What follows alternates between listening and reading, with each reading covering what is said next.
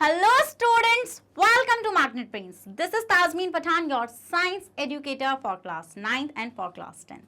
तो भाई जैसे कि मैंने आपको अभी बताया कि मैं आप लोगों को पढ़ा रही हूँ क्लास 9 और क्लास 10 की साइंस भी फुल कंप्लीट डिटेल्ड कोर्स के साथ, जिसमें आपको मिल रहे हैं बेटा daily practice papers.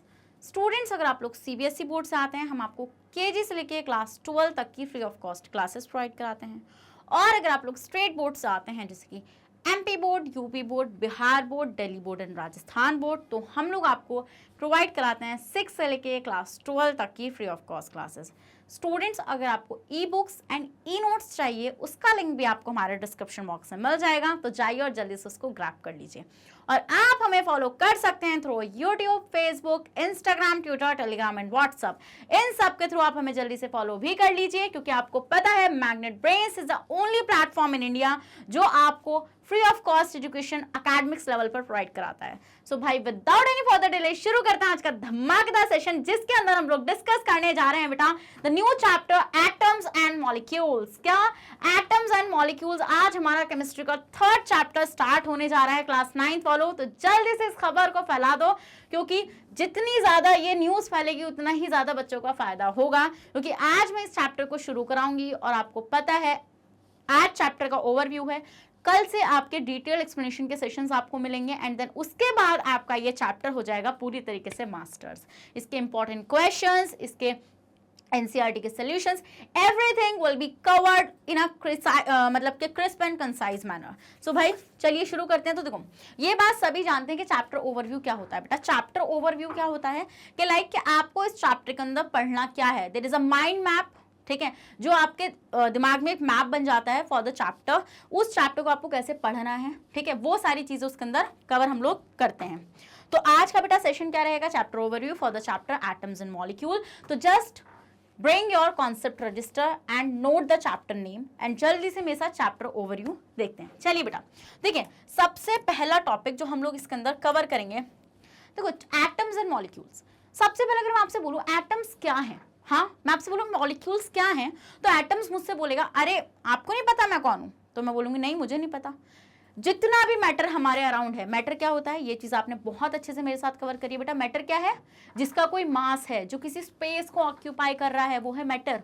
Anything that has a mass and occupy some space, इसको हम बोलते हैं मैटर। और वो मैटर बना हुआ किसका है, मैं खुद किसकी बनी हुई हूँ, मेरे अराउंड जितनी भी चीजें हैं वो किसकी बनी हुई है, ये बोर्ड, ये stylus, even everything, the tree, the bird, the home, the everything, ये किसका बना हुआ है स्टूडेंट, जल्दी से बताइए। ये है तो मैटर सब, क्योंकि इसका कुछ ना कुछ मास है, ये कुछ ना कुछ स्पेस ऑक्यूपाई कर रहा है, बट ये बना हुआ किसका है स्टूडेंट्स, ये बना हुआ है एटम्स का। जैसे कि एक वॉल को बनाने के लिए ब्रिक्स की जरूरत पड़ती है, ऐसी एक मैटर को बनाने के लिए बेटा किसकी जरूरत पड़ती है, जल्दी बताइए किसकी जरूरत पड़ती है, एटम की जरूरत पड़ती है।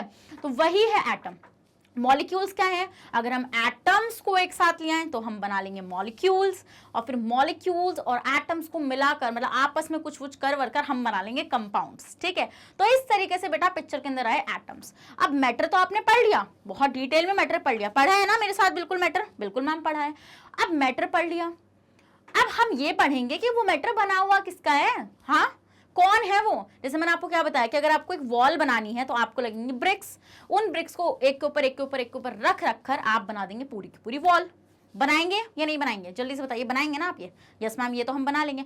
अब ऐसे ही अगर मैं बोलूं कि ये स्टाइलस किसका बना हुआ है, तो आप बोलेंगे मैम ये स्टाइलस तो प्लास्टिक का बना हुआ है। या मैं अगर आपसे बोलूं कि मान लीजिए मतलब अगर हम किसी भी चीज़ की बात करें, लाइक चेयर की बात करें, तो आप बोलेंगे वो तो मैम लकड़ी की बनी हुई है, वो एटम्स की कहाँ बनी हुई है, वो एटम्स की ही बनी हुई है स्टूडेंट, बट वो एटम्स इतने ज़्यादा छोटे हैं, ठीक है, जो हमें विजिबल नहीं होंगे। अब मैं आपसे पूछूं कि अगर मैंने आपसे बोला कि एक चेयर है तो आपको लगेगी वो लकड़ी की बनी हुई है, बट बेसिकली वो एटम की बनी हुई है। मतलब जितना भी मैटर यूनिवर्स के अंदर एग्जिस्ट कर रहा है वो सब कुछ एटम का ही बना हुआ है। तो सबसे स्मॉलेस्ट यूनिट क्या है बेटा, एटम। क्या है सबसे स्मॉलेस्ट यूनिट, एटम है उसकी, ठीक है। अब अगर मैं आपसे बोलूं कि एटम मैम हमें दिखता तो है नहीं, बिल्कुल नहीं दिखता, हाँ बहुत ही मतलब कि बहुत ही हमें क्या बोल सकते हैं हम, बहुत ही एडवांस चीज़ें लगेंगी उसको देखने के लिए। बट अगर मैं आपसे बोलूं कि एटम कितना हो सकता है, उसका साइज कितना हो सकता है, कितना बड़ा हो सकता है, अब मैं आपको बोलती हूँ 10 मिलियन ले लो, ठीक है 10 मिलियन आप ले लो, एटम्स। तो 10 मिलियन एटम्स कितने लग रहे हैं, एक के ऊपर एक के ऊपर एक के ऊपर एक, इतने बड़े एटम्स लग रहे हैं, इतने सारे होंगे वो, मतलब अगर हम एक के ऊपर एक के ऊपर एक ऐसे 10 मिलियन एटम्स को रखेंगे तो आपको लगता है वो इतने हो सकते हैं, इतने हो सकते हैं, इतने भी हो सकते हैं, बट आपको पता है वो कितने होते हैं? आपको पता है वो कितने होते हैं? बेटा एक पेपर लो और उस पेपर की जो विड्थ है ना, इतना होता है वो। हाँ, जितनी उस पेपर की मोटाई है। अब कितना पतला है पेपर, इतना 10 मिलियन एटम से मिलकर बनी हुई एक लेयर होती है।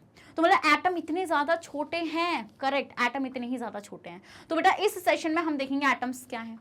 फिर अगर मैं आपसे बोलूं कि अगर मैं कुछ एटम्स को आपस में मिला रही हूं तो मुझे एक चीज मिल रही है जिसको मैं बोल रही हूँ मॉलिक्यूल्स। क्या? जिसको मैं बोल रही हूँ मॉलिक्यूल्स। तो मतलब मैम मॉलिक्यूल्स कैसे बनते हैं? एटम्स को मिलाकर, जहां पे हम दो या दो से ज्यादा एटम्स को एक साथ मिला रहे हैं। सही बोल रही हूँ ना? बिल्कुल मैं यहाँ पे, बिल्कुल मैम आप सही बोल रही हैं। तो मॉलिक्यूल्स का फॉर्मेशन ऐसे होगा, वो भी हम लोग देखेंगे। जैसे कि अगर मैं बोलूँ आपसे O2, तो O2 मैम ऑक्सीजन और ऑक्सीजन, मतलब O2 2 ऑक्सीजन, मतलब कि क्या वो मॉलिक्यूल है? बिल्कुल स्टूडेंट्स, वो मॉलिक्यूल है। तो जहां पर हम दो या दो से ज्यादा एटम्स को मिलाते हैं तब फॉर्मेशन होता है बेटा मॉलिक्यूल्स का। किसका? मॉलिक्यूल्स का। तो वो भी हम इस सेशन के अंदर, मतलब इस चैप्टर के अंदर देखने वाले हैं। फिर स्टूडेंट्स हम लोग देखेंगे, सबसे पहला सेशन जो आपके लिए आएगा वो होगा बेटा आपका law of conservation of mass. ठीक है, अब मैम ये law of conservation of mass क्या है ये मैं आपको बताऊंगी सेशन के अंदर। ठीक है, ये मैं आपको सेशन के अंदर बताऊंगी, जहां पर मैं थोड़ी सी आपको एक आइडिया देती हूँ। देखो देयर वाज अ मतलब कि महर्षि कन्नड़ थे, उन्होंने बोला, ये बहुत एंशिएंट टाइम की, 500 BC के टाइम की बात है। तो उस टाइम पे क्या हुआ बेटा, उस टाइम पे सीन कुछ ऐसा हुआ कि उन्होंने बोला कि भाई जितने भी चीज़ें हमारे अराउंड हैं हम उनको बहुत छोटा छोटा छोटा छोटा तोड़ सकते हैं। मान लो देयर इज अ स्टाइलस, मैं इसको तोड़ूंगी पार्टिकल्स में, मैं उनको और छोटा तोड़ सकती हूँ और छोटा तोड़ सकती हूँ, बट एक टाइम ऐसा आएगा कि मैं उनको नहीं तोड़ सकती। ठीक है, उसको जो मतलब कि जो मैं नहीं तोड़ सकती ना, उसको उन्होंने बोला था क्या? परमाणु। परमाणु जो वर्ड होता है वो एटम के लिए हिंदी में यूज किया जाता है। ठीक है, हिंदी में यूज किया जाता है। तो ये बात कहां से शुरू हो गई थी? 500 BC से ये बात शुरू हो चुकी थी, है ना, कि भैया कुछ परमाणु नाम की चीज है, बट उन्होंने वहां पे बोला कि ये इनडिविजिबल है, मतलब कि आप इन्हें और फर्दर नहीं तोड़ सकते। मतलब उनका कहना था कि एटम्स को, मतलब परमाणु को आप और फर्दर नहीं तोड़ सकते। ठीक है, हमने मान लिया, ओके कोई नहीं। फिर एक there was a Greek scientist name Democriticus. ठीक है, तो उन्होंने क्या किया, उन्होंने बोला कि हाँ भाई वो जो एटम वर्ड था वो उन्होंने ही दिया था। ठीक है, ओके, तो उन्होंने ये वर्ड दे दिया हमें। तो अब जब उन्होंने ये वर्ड दे दिया, उन्होंने भी ये बोला कि भाई इंडिविजिबल है, बट जब आगे स्टडीज चलती चली गई, साइंटिस्ट ने आगे रिसर्च करना शुरू किया, तो उन्होंने बोला कि भाई ये जो स्टेटमेंट ये लोग दे रहे थे कि इंडिविजिबल है, बट ऐसा तो है नहीं, एटम्स तो डिविजिबल होता है। अब आप बोलेंगे किसमें? अरे इलेक्ट्रॉन्स, प्रोटॉन्स, न्यूट्रॉन्स, ये एटम से भी छोटी चीजें हैं। बट ये तो धीरे धीरे आती रही, बट उस टाइम पे उन्होंने बहुत बड़ी बात कर ली थी भाई, उन्होंने एटम को डिस्कवर कर लिया था, परमाणु के बारे में बता लिया था। बिल्कुल सही बातें उनकी उस टाइम से चल रही थी। ठीक है, तो अब वो सारी चीजें हम लोग देखेंगे। हम ये बोलते हैं कि अगर आप कोई केमिकल रिएक्शन करा रहे हैं, कोई केमिकल रिएक्शन अगर आप करा रहे हैं, तो हम ये देखते हैं आप केमिकल रिएक्शन होने से पहले जो भी आपने सामान लिया है, जो भी प्रोडक्ट रिएक्टेंट की फॉर्म में लिया है, और जब आपकी रिएक्शन हो गई, जो बन गया प्रोडक्ट, तो उन दोनों का जो मास है ना वो इक्वल होगा। ऐसा कुछ कॉन्सेप्ट है इस लॉ में, law of conservation of mass. Conservation का मतलब होता है बेटा खत्म नहीं होगी चीज, कम नहीं होगी, ज्यादा नहीं होगी, जैसा था वैसा ही कंजर्व रहेगा। ठीक है, नेक्स्ट आएगा law of constant proportion. Law of constant proportion का बेटा एक सेशन आएगा। इस सेशन में मैं आपको ये सिखाऊंगी कि आप कोई भी कंपाउंड की बात करें, ठीक है, आप मान लीजिए वाटर की बात कर रहे हैं, तो वाटर में आपके पास क्या है बेटा? वाटर में आपके पास हाइड्रोजन है और ऑक्सीजन है। कर रहे नहीं कर रहे? कर रहे नहीं कर रहे? तो भाई इनका जो प्रपोर्शन है ना वो कांस्टेंट रहेगा बाय मास। मतलब कि सिंपल सी बात है यार, अगर बाय मास को हटाओ, अभी बाय मास हटाओ, इतना जरा वो मत करो, बाय एटम से लेते हैं। वाटर में कितने एटम है हाइड्रोजन के? 2, और ऑक्सीजन के कितना है? 1। मतलब कि इसका प्रपोर्शन क्या हो जाएगा? 2:1। तो वाटर कहीं का भी हो, सी वाटर हो, नाली का पानी हो, कुएं का पानी हो, कहीं का भी पानी हो बेटा, टैप वाटर हो, उसमें कितने, उस वाटर के अंदर 2 हाइड्रोजन और 1 ऑक्सीजन ही प्रेजेंट होगा उस वाटर के मॉलिक्यूल के अंदर। ऐसा कुछ बताता है law of constant proportion. Don't worry, I will tell you in detail in this session, and हम क्वेश्चन भी करेंगे, बिल्कुल भी टेंशन नहीं लेनी है। ठीक है, ओके। नेक्स्ट आएगी बेटा डाल्टन की एटॉमिक थ्योरी। डाल्टन कौन थे बेटा? डाल्टन बहुत ग्रेट साइंटिस्ट थे। ठीक है, उन्होंने दी थी एटॉमिक थ्योरी, जिसमें उन्होंने एटम्स की कुछ पोस्टुलेट्स बताए थे, मतलब देयर इज अ कैरेक्टरिस्टिक उन्होंने कुछ बताई थी कि भाई, उन्होंने एक स्टेटमेंट बोला था एटम्स इंडिविजिबल होते हैं। बाद में जाकर ये थ्योरी का ये वाला पॉइंट गलत प्रूफ हो गया था कि एटम्स इनडिविजिबल होते हैं, क्योंकि एटम्स डिविजिबल होते हैं इन किसमें, इन आपका प्रोटॉन, इलेक्ट्रॉन्स एंड न्यूट्रॉन्स में। समझ गए, बिल्कुल समझ गए। फिर स्टूडेंट्स अगर हम लोग बात करें किसकी, इन्होंने बोला था, इन्होंने ना इन दोनों प्रपोर्शन मतलब इन दोनों लॉस को, ये जो लॉ ऑफ केमिकल कॉम्बिनेशन थे, इन दोनों लॉस के बारे में इनका कहना बिल्कुल सही था। इनके दो स्टेटमेंट थे। एक स्टेटमेंट ये था कि कोई भी चीज़ का अगर आप फॉर्मेशन कर रहे हैं, कोई भी केमिकल रिएक्शन अगर हो रही है, तो उसमें जो भी आप चीज़ यूज़ कर रहे हैं वो बिफोर उसका मास और आफ्टर मास बिल्कुल इक्वल रहता है। ये इनका स्टेटमेंट था, ठीक है। मैं बताऊंगी क्या स्टेटमेंट था एग्जैक्टली। तो उसको ये वो जो स्टेटमेंट था वो किसको सपोर्ट कर देता है बेटा, वो किसको प्रूव कर देता है वहाँ पे, law of conservation of mass को, बिल्कुल। फिर इन्होंने यही बोला था, एक स्टेटमेंट इनका था जो लॉ ऑफ कांस्टेंट प्रोपोर्शन को भी सपोर्ट करता है। वो बोलता है कि there is an a compound और उसके अंदर कुछ आपके लाइक एटम्स या जो भी प्रेजेंट हैं, ठीक है, उनका एक कांस्टेंट प्रोपोर्शन होता है। ऐसा नहीं होगा कि अगर आप टैप वाटर लेकर आए तो उसका फॉर्मूला H2O हो और अगर आप सी वाटर लेकर आए तो उसका फॉर्मूला HO2 हो, ऐसा नहीं होगा। There is a constant proportion of hydrogen and oxygen in a molecule of water. ऐसा एक स्टेटमेंट इन्होंने दिया और वो किस चीज को प्रूफ करके चला गया, लॉ ऑफ कांस्टेंट प्रोपोर्शन को, बिल्कुल सही। फिर बात करिए बेटा एटम्स के बारे में करेंगे हम लोग बात। एटम्स, अरे इतनी बात तो करिए, एटम्स क्या हैं? हाँ, एटम्स वो हैं जिनसे मैटर बना हुआ है, स्मॉलेस्ट बट इंडिविजिबल नहीं है, डिविजिबल है, ठीक है। फिर हम देखेंगे बेटा एटॉमिक मास। एटॉमिक मास अगर मैं आपसे बोलूं बेटा कि आपका जो हाइड्रोजन है, ठीक है, आपका जो हाइड्रोजन है ये एलिमेंट है आपका, क्या है ये आपका एलिमेंट है। तो अगर मैं आपसे बोलूं कि ये हाइड्रोजन किससे मिलकर बना हुआ है, तो आप बोलेंगे भाई ये जो हाइड्रोजन है आपका, ये हाइड्रोजन के एटम से मिलकर बना हुआ है। अब अगर मैं आपसे बोलूं कि इसका मास कितना है, इस एटम का मास कितना है, वजन कितना है भाई इसका, वो हम लोग देखेंगे बेटा इस टॉपिक के अंदर, कैसे निकालना है, किसके इक्वल रखना है। जैसे मान लो मैं आपसे बोलूं कि आप सब्जी वाले के पास गए और आपने बोला भाई 1 किलो भिंडी कर दो। अब वो क्या करते हैं, जब वो 1 किलो भिंडी तोल रहे होते हैं तो वो साइड में एक बाट रखते हैं। बाट क्या होता है, एक वेट रखते हैं, ठीक है, उस पर लिखा होता है 1 kg। क्या लिखा है उस पर, 1 kg लिखा होता है। एंड देन वो उसको एक साइड पर, तराजू होता है ना उनके पास, एक साइड पे वो उस बाट को रख देते हैं एंड देन फिर वो ऐसे उठा के रैंडम मतलब कि ऐसे भिंडी को रखते चले जाते हैं। और जब वो इक्वल लेवल पे आ जाता है बेटा, जब वो इक्वल लेवल पे आ जाता है तो भैया हमें पता चल चुका होता है कि 1 किलो भिंडी हो गई आपकी, एंड देन वो आपको पैक करके दे देते हैं। तो ऐसा ही कुछ हम यहाँ पे भी सीखेंगे, ऐसे कुछ बढ़िया बढ़िया एग्जाम्पल्स के साथ मैं आपको सिखाऊंगी यहाँ पे एटॉमिक मास कैसे कैलकुलेट करना है। फिर आएंगे बेटा मॉलिक्यूल्स के ऊपर। मॉलिक्यूल्स क्या है, अगर मैं आपसे कहूं कि कुछ एटम्स को मिला के मॉलिक्यूल्स बन जाए तो आप मानेंगे ना, बिल्कुल मानेंगे। अगर मैं आपसे बोलूं बेटा 2 ऑक्सीजन के एटम्स हैं, इनको आपस में मिला दो और क्या बन जाएगा, O2, तो O2 इज द मॉलिक्यूल। हाँ, O2 इज द मॉलिक्यूल। अगर मैं बात करूं वाटर की बेटा, तो water is also a molecule, क्योंकि हमने यहाँ पे हाइड्रोजन एटम और ऑक्सीजन एटम को यूज करा और उन दोनों को आपस में मिलाया एंड देन बनाया क्या, वाटर। तो this is also a molecule. सीखेंगे बेटा और भी ज्यादा डिटेल में इसको। फिर आएंगे मॉलिक्यूलर मास। अब अगर मैं आपसे बोलूं कि भाई ये जो वाटर है इसका मास कितना है, तो आप बोलेंगे मैम इसका मास कैसे निकालना है, वो मैं सिखाऊंगी ना आपको मॉलिक्यूलर मास के अंदर, ठीक है। तो उसमें देखो मॉलिक्यूल किससे बना हुआ है, एटम से। अगर आप एटम्स के मास को ऐड कर दो तो क्या आपको मॉलिक्यूल का मास मिल सकता है, फॉर श्योर मिल सकता है। हाँ, नेक्स्ट आएंगे बेटा हम लोग आयंस पर। आयंस का हमारा सेशन होगा। अब आप बोलेंगे मैम आयंस क्या है। अगर मैं आपसे बोलूं कि कुछ नेगेटिवली चार्ज स्पीशीज एग्जिस्ट करती हैं तो वही तो आयंस है। अब आप बोलेंगे मैम आयंस ऐसे चमका नहीं, कोई दिक्कत नहीं है, सेशन में चमकाएंगे ना। हाँ, अगर मैं आपसे बोलूं कि मान लीजिए यहाँ पर आपके पास NaCl है, क्या है NaCl, तो NaCl में क्या देख रहे हैं बेटा आप लोग, NaCl को अगर मैं तोड़ूंगी तो it will be Na positive और Cl नेगेटिव। तो ये जो चार्ज है ना इनके ऊपर, Cl के ऊपर नेगेटिव चार्ज, सोडियम के ऊपर पॉजिटिव चार्ज, इन्हीं को हम बोलते हैं आयंस। क्या बोलते हैं बेटा हम इनको बोलते हैं ions. Easy PG, okay done.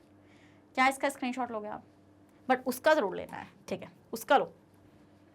बन रहा है ना, समझ में आ रहा है ना, मैप बन रहा है ना, ठीक है। फिर हम देखेंगे बेटा आयोनिक कंपाउंड। जब हम आयंस को सीख लेंगे बेटा तो उनसे बनने वाले, जब आयंस को एक साथ आप मिलाएंगे और उनसे बनने वाले जो कंपाउंड्स होंगे उनको हम बोलेंगे आयोनिक कंपाउंड्स। जैसे कि अभी मैंने आपको एग्जाम्पल लिख के दिया था बेटा NaCl।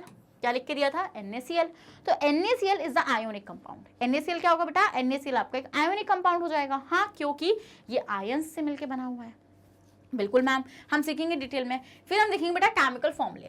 केमिकल फॉर्मूले मतलब कि किस तरीके से बेटा ये NaCl बना, किस तरीके से MgCl2 बना, ये फॉर्मूले बने कैसे, कैसे आप बोल रही हैं कि लाइक कैल्शियम कार्बोनेट का फॉर्मूला CaCO3 है, कैसे बने मैम ये फॉर्मूले, कहाँ से आए ये फॉर्मूले, इस टॉपिक में सीखेंगे कि कहाँ से ये फॉर्मूले आ गए। हाँ, नेक्स्ट सीखेंगे बेटा हम लोग वैलेंसी ऑफ आयंस। वैलेंसी क्या होता है मैम? वैलेंसी होता है स्टूडेंट कि किसी एटम की कंबाइनिंग कैपेसिटी कितनी है, ठीक है, मतलब कि वो किसी और एटम से कितना कंबाइन होकर कोई चीज बना पा रहा है। थोड़ा सा little bit confuse, but don't worry, इस सेशन के अंदर मैं उसको बिल्कुल क्लियर कर दूंगी, ठीक है। उसके बाद बेटा हमारा खत्म हो जाएगा एक्सप्लेनेशन पार्ट, और जैसे ही हमारा ये एक्सप्लेनेशन पार्ट हम खत्म करेंगे उसके बाद आपको पता है बेटा हम लोग किस पर एकदम से जंप करेंगे, जल्दी से बताइए। हम लोग जंप करेंगे बेटा एनसीईआरटी के इन टेक्स्ट क्वेश्चंस पर, ठीक है। जो एनसीईआरटी के अंदर ब्लू ब्लू ब्लू कलर के क्वेश्चंस दे रखे हैं ना, हम उन पर जंप करेंगे एंड देन उनको डिटेल में सीखेंगे। हाँ बिल्कुल। उसके बाद बेटा एनसीईआरटी के एक्सरसाइज सॉल्यूशंस को हम देखेंगे। किसको? एनसीईआरटी के एक्सरसाइज को हम लोग देखेंगे, जो एक्सरसाइज होती है ना लास्ट में, है ना, उसको हम लोग देखेंगे। नेक्स्ट बेटा एमसीक्यूज, जब हम एनसीईआरटी को कवर कर लेंगे बेटा तब हम लोग देखेंगे एमसीक्यूज को। किसको देखेंगे हम लोग? उसको एमसीक्यूज को देखेंगे, मल्टीपल चॉइस क्वेश्चंस, और इन क्वेश्चंस को जो मैं लूंगी वो आपके एग्जाम में आने के चांसेस हैं, ठीक है। उसके बाद बेटा हम लोग एमसीक्यूज के साथ क्या लेते हैं? Assertion and reason. किसको? असर्शन रीजन को लेते हैं। तो असर्शन रीजन तो आपको पता है कि भाई कंपटीशन पेपर हो चुका है, कंपटीशन बेस्ड हो चुका है एग्जामिनेशन, तो असर्शन रीजन तो बहुत इंपॉर्टेंट है करना। फिर उसके बाद देखेंगे बेटा हम लोग MIQs। क्या देखेंगे? MIQs। MIQs is the most important questions. जो भी हम लोग पढ़ेंगे बेटा उसके रिगार्डिंग मैं इस सेशन के अंदर मोस्ट इंपॉर्टेंट क्वेश्चंस को लेकर आऊंगी, एंड देन उन क्वेश्चंस को करने के बाद आपका चैप्टर होगा बिल्कुल crystal and clear. Then the next thing is the complete chapter revision. क्या? जो आपकी नेक्स्ट थिंग होगी वो होगी आपकी क्या? Complete chapter revision. आप क्या करेंगे? आप करेंगे मेरे साथ complete chapter revision, and then उसके बाद ये चैप्टर हो जाएगा आपका बिल्कुल मास्टर मेरी तरफ से, और कोई भी डाउट आपको नहीं रहेगा। तो स्टूडेंट्स इसी के साथ इस सेशन को यहीं पे एंड कर देते हैं। बस इतना सा सेशन था जहां पे मुझे आपको बताना था कि आप इस चैप्टर के अंदर क्या क्या पढ़ने जा रहे हैं। अब नेक्स्ट सेशन जो आएगा बेटा उसमें हम लोग डिस्कस करेंगे law of conservation of mass को, तो बिल्कुल भी सेशन को मिस मत करिएगा। और आपको पता है कि मैग्नेट ब्रेन्स आपको हाई क्वालिटी कंटेंट प्रोवाइड कराता है बेटा। अगर आप लोग सीबीएसई बोर्ड से आते हैं, हम आपको केजी से लेके क्लास 12 तक की free of cost classes provide कराते हैं। और अगर आप लोग स्टेट बोर्ड से आते हैं, जैसे कि MP board, UP board, Bihar board, Delhi board and Rajasthan board, तो हम लोग आपको प्रोवाइड कराते हैं 6 से लेके क्लास 12 तक की free of cost classes. Students अगर आपको e books and e notes चाहिए, उसका लिंक भी आपको हमारे डिस्क्रिप्शन बॉक्स में मिल जाएगा, तो जाइए और जल्दी से उसको ग्रैब कर लीजिए।